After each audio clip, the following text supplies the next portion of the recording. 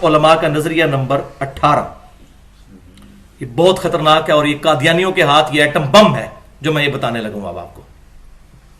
देवबंदी आलिम देवबंद मदरसे के बानी मौलाना कासिम नानोतवी साहब तहजीरुन नास सफा 34 पर लिखते हैं, इतनी सी किताबची है, उसके अंदर उन्होंने ये लिखा है, अगर बिलफर्ज बाद जमाना नबवी सल्लल्लाहु अलैहि वसल्लम भी कोई नबी पैदा हो, वो कहते हैं हुजूर के बाद भी अगर कोई नबी आ जाए, फिर भी खातमियत मोहम्मदी में कुछ फर्क नहीं आएगा, वलियाज़ु बिल्लाहि ताला सल्लल्लाहु अलैहि वसल्लम।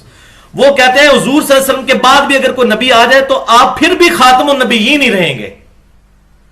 खातमुन नबीयीन का यह मतलब नहीं है कि आपके बाद कोई नबी नहीं आएगा। तो फिर गुलाम अहमद कादियानी ने जो दावा किया और उसके बेटे मिर्जा ताहिर ने भी यही अदालत के अंदर यह कासिम नौतवी की इबारत ही पेश की थी। वो तो अल्लाह ताला गलतियां माफ करे, शाह अहमद नूरानी साहब की, उन्होंने कहा जी हमारे उलमा तो पहले इसको, ये भी सामुल अरमैन में इस पर भी कुफर का फतवा था मज़हब रेलवी साहब का, उन्होंने कहा जी ये तो हम तो पहले इसको कुफरिया कह चुके हैं, हम इस बात को नहीं मानते।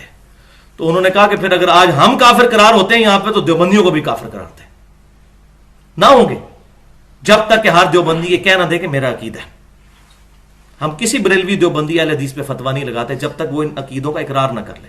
उर्दू में मगर तहजीरुन नास ही ले ले, ये बरेलवी हजरात के, मैंने कहा यार दो चार फिक्र हम रजाना ढूंढ करना, वो भी पहला आगे किया, दूसरा पीछे किया, 3-4 जगहों से, और एक नई इबारत बना ली। किताब तो पढ़ कर दिखाओ, तुम अगर समझ ही सको वही बड़ी बात। यह आप यकीन जाने बेटा, मैं अगर कादियानी नहीं हुआ तो सिर्फ तहजीरुन नास, ये कहते हैं उन्होंने दरवाज़ा खोल दिया, खत्म का कुफर तोड़ दिया, उसने तो बेहतर पाँव हमारे मजबूत कर दी। कादियानी का सबसे जब तहजीरुन नास की इबारत भी खत्म नबूवत का इनकार और कुफरिया इबारत है। मिर्जा जेलमी ने यह कहा है कि यह इबारत एटम बम है और इसी इबारत को कादियानियों ने असम्बली में इस्तेमाल किया और यह इबारत कुफरिया इबारत है। और शाह नूरानी साहब ने, शाह नूरानी साहब ने यह कहा था कि हमारे उलमा ने इसको पहले से कुफरिया डिक्लेयर कर दिया और हम मानते हैं कि यह इबारत कुफरिया है।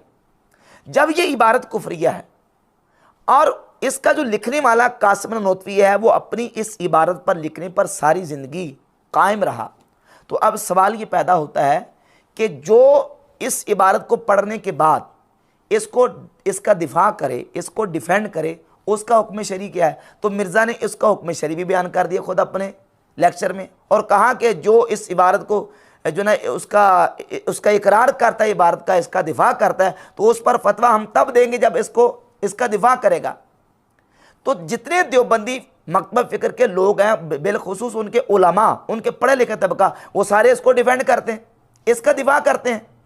और न सिर्फ देवबंदी दिफा करते हैं बल्कि इस इबारत का दिफा मिर्ज़ा का वो बाबा जिसको मिर्ज़ा जेलमी ने कहा कि शेखुल इस्लाम इमाम इसहाक रहमहुल्लाह, मौलवी इसहाक जालवी फैसलाबादी ने तहजीरुन नास का दिफा किया जिसमें नबी पाक सल्लल्लाहु अलैहि वसल्लम की खत्म नबूवत का इनकार किया गया और मिर्ज़ा ने खुद माना है कि यह कुफरिया इबारत है और यह खत्म नबूवत का इनकार है।